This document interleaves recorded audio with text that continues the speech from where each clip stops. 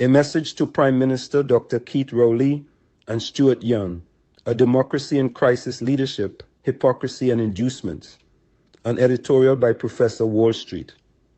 In the heart of any functioning democracy lies the principle of integrity, a moral compass that guides leaders to act in the interest of the people rather than themselves.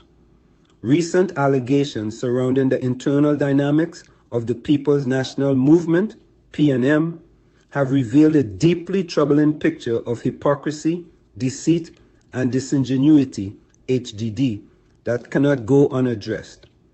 According to credible sources, a red birdie has chirped of inducements being offered to secure votes in a recent straw poll at the parliamentary retreat, an event that should symbolize unity and democratic deliberation within the ruling party. It has been alleged that 2 members of parliament were enticed with lucrative promises. One was offered the role of Attorney General, while another was assured control of local government. If true, these actions by Prime Minister Dr. Keith Rowley and his apparent successor in waiting, Stuart Young, raise serious concerns about the values or lack thereof that underpin their leadership. This is not the behavior of statesmen acting in the best interest of the nation. It is political bribery, pure and simple. The implications of this alleged conduct are as disturbing as they are far-reaching. Democracy is built on trust, transparency, and accountability. When those at the top resort to inducements to secure allegiance, they erode not only the internal trust within their party, but also the confidence of the people they are meant to serve. If this is how Stuart Young operates, while still a step away from the Prime Minister's chair, what kind of governance can Trinidad and Tobago expect should he ever ascend to the highest office in the land? Dr. Rowley, who has often championed himself as a beacon of accountability, appears complicit in this charade.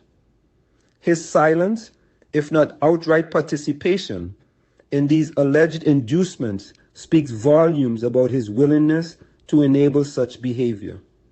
It is a betrayal of the very principles he claims to uphold and raises critical questions about his legacy as Prime Minister. As for Stuart Young, his ambition appears unchecked by the ethical boundaries that should govern political conduct. His actions, if proven true, signal a dangerous precedent for leadership in Trinidad and Tobago, where the end justifies the means, and power is attained not through merit, but through manipulation and inducement. Is this the democracy we envision for ourselves? A system where loyalty is bought rather than earned, where the promise of portfolios supersedes principles. The people of Trinidad and Tobago must not remain silent in the face of such allegations. We deserve leaders who prioritize the collective good over personal ambition, who lead by example rather than resort to covert deals. These revelations demand an immediate and transparent investigation, not only to uncover the truth, but also to restore faith in our democratic institutions. It is time for the electorate to demand better. Leadership is not about power for its own sake. It is about service.